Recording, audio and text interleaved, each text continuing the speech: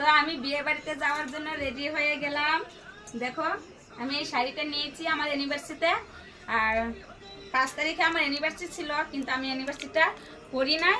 আর ইউনিভার্সিটির মধ্যে আমি শাড়িটা পরিও নাই, কারণ আমার মেয়েকে নিয়ে আমি ডান্স স্কুলে দৌড়াদৌড়ি করেছিলাম, প্রোগ্রামে গিয়েছিলাম, তাই আমার ইউনিভার্সিটিতে পড়া হয় নাই। এখন বিয়েতে যাবো, তাই আমি শাড়িটা পরে নিলাম। আর শাড়িটা কেমন লাগলো তোমাদের কাছে বলো।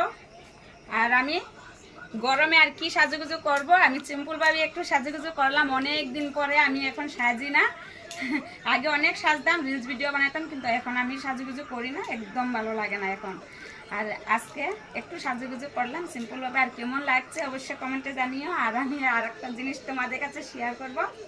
আমি দেখো এখানে বিয়া বাড়ির প্রেজেন্ট আনতে গিয়েছিলাম, তারপর আমি একটা ঘড়ি দেখলাম। ঘড়িটা আমার কাছে অনেক ভালো লাগলো। কোম্পানিটা তো ভালো না, কিন্তু ডিজাইনটা আমার কাছে ভালো লাগলো।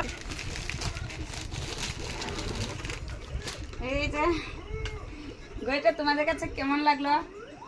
আর একটা ভিডিওতে দেখেছো আমি ঘড়িটা কিনতে গিয়েছিলাম, বিয়ে বাড়ির জন্য এনেছি আর আমার ঘরের জন্য এনেছি। আমার ঘড়িটা মানে ভেঙে গেছে, এটা অনেক বছর পুরনো হয়ে গেছে।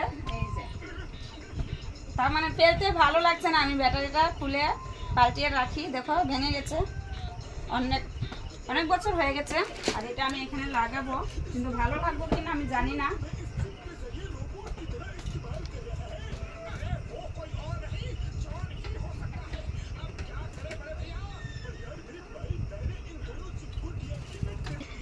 ঘড়িটা কেমন লাগলো বন্ধুরা অবশ্যই কমেন্টে জানিও। এই ঘড়িটা এখন এই রুমে নিয়ে যাবো, আর একটা রুমে। এদিকে একটু ভেঙে গেল, কি করবো বলো, পালাতেও ভালো লাগছে না কোনো জিনিসগুলো। আর এটা মানে কোম্পানিটা ভালো, এই ঘড়ির কোম্পানিটা এত ভালো না, কিন্তু আমি ডিজাইনটার জন্য এনেছি। আর এইটা হলো বিয়ে বাড়ির আগে টাটা।